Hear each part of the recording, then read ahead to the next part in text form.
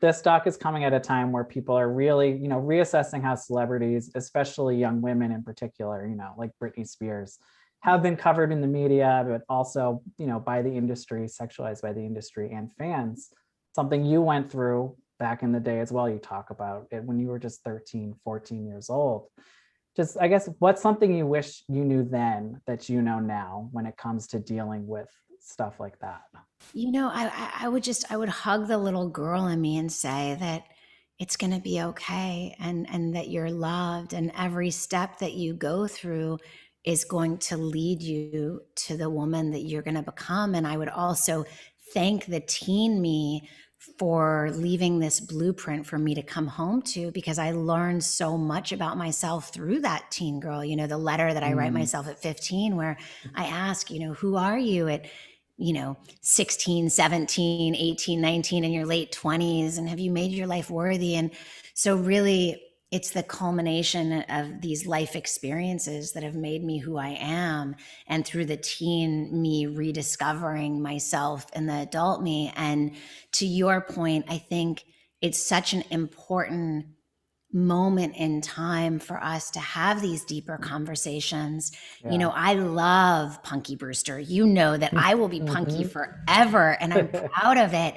And it's really the world in which we live in that seemed to try to fit me into a box. Do you know what I mean? And Yeah. how do we allow young people to grow up and really be inspired by the people that they grow into? And puberty can be such an awkward experience, and yet the more we empower each other, the better we can feel about ourselves, because one size doesn't fit all, Yep. and everyone develops differently and uniquely, and goes through those stages in their own way. And we live in a world of filters, and a world in which social media is at our fingertips. And I think it's so important to have these dialogues, both at home and in the media, of Yeah. how we are making each other feel about that.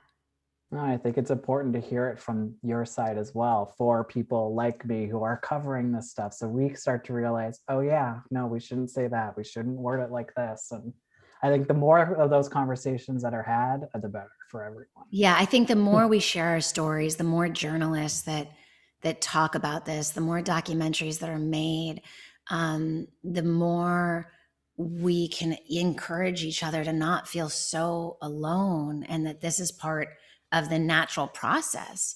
Yeah. And just because one kid that is developed differently wears a tank top than another kid that is more developed wears, it doesn't mean that we have the right to sexualize them, Yeah. or make them feel like they're shamed in some way. And it's happening each and every day. And I think it's the responsibility within our homes and within the media to really try to set in the right direction what has been, what feels wrong for so long.